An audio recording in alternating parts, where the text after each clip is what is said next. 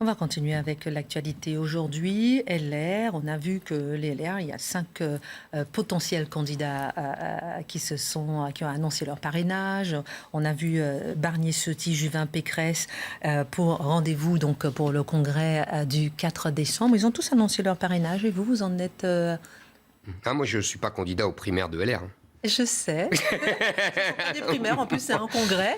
C'est un congrès, c'est même pas des vraies primaires. primaires. Question, mais vous avez combien de parrainages, vous 230 000 je ne m'occupe pas de ça, livre. je ne m'occupe pas de ça. Vraiment? Il y a des gens qui s'en occupent. Non, vraiment, je ne m'en occupe pas. Je ne m'en occupe pas, je ne vais pas vous dire ça, je n'observe pas cela, je suis ça de loin. Il y a des gens qui effectivement s'occupent de cela. Je ne sais même pas, je pense que oui, d'après ce qu'ils me disent, mais voilà, je ne suis pas ça au jour le jour. Je rappelle que vous avez une petite conclusion à la fin. On va lui poser des petites... On a le temps.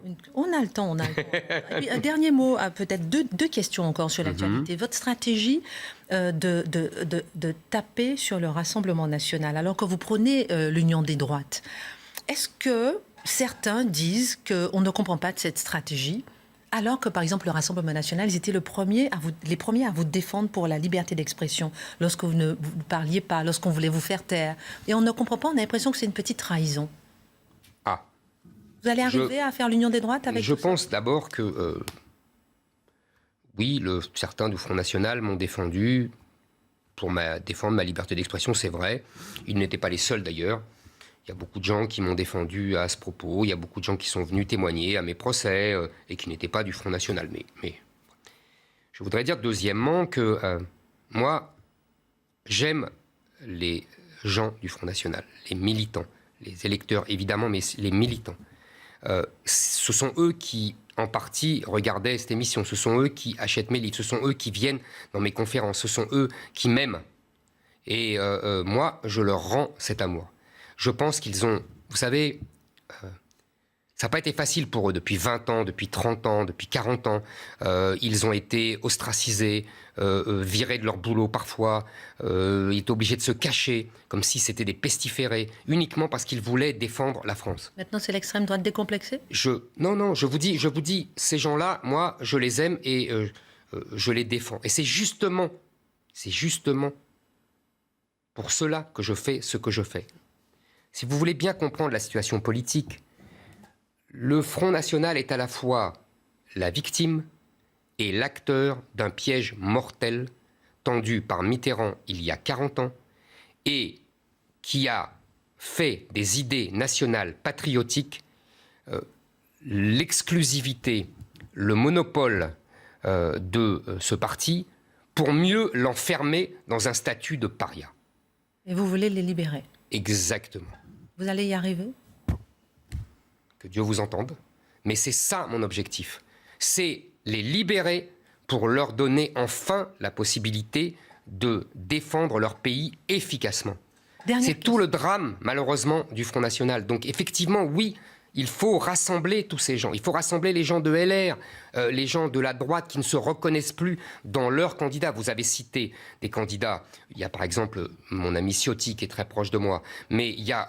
les trois favoris, ce n'est pas du tout faire injure à Éric Ciotti, les trois favoris, il y a M. Juvin, les trois favoris sont évidemment Barnier, Pécresse et Bertrand.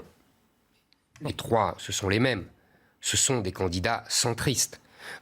Ils font campagne pour le congrès de LR, mais en fait, ils font campagne pour être le Premier ministre de Macron. Si vous voulez, ce sont exactement les mêmes. Je pourrais détailler, on n'aura pas le temps. Je ne sais pas si Xavier Bertrand, il est si centriste que ça. Lorsque Xavier Bertrand, vous savez à qui... Regarde, Éric Zemmour, sa conférence de presse. Non mais attendez. Dites-moi. Ne soyez pas dupes. Je suis sûr que les électeurs et les militants de LR ne le sauront pas. Là, depuis un mois, ils tiennent un discours complètement différent. C'est ça. De ce qu'ils sont et de ce qu'ils ont fait pendant 20 ans, 30 ans. Monsieur Xavier Bertrand a quitté LR parce qu'il trouvait que la ligne conduite par Laurent Wauquiez était trop à droite. Là, il a fait une conférence de presse aujourd'hui sur l'immigration. Il a dit qu'il va faire un référendum sur l'immigration à l'automne 2022. Il a dit qu'il y a triple frontière, qu'il mettra 3 frontières. Oui, mais bien sûr, il va tout inventer là. Et la frontière nationale. Écoutez, votre réaction sur c'est très bien. Je suis ravi. Ils viennent tous. parler d'immigration parce que j'en parle. Ils viennent tous parler de cela. Même M. Barnier ose dire qu'il faut supprimer le regroupement familial et qu'il faut faire une espèce de bouclier constitutionnel contre le droit européen. M. Barnier, commissaire européen pendant des années, qui a défendu l'Europe fédérale. J'ai connu M. Barnier il y a 30 ans dans les réunions du RPR. Il se faisait houspiller, insulter. Donc vous faites bouger les lignes. Par les gaullistes. Et maintenant il condamne et il brûle tout ce qu'il a adoré pendant 30 ans. Bon, Éric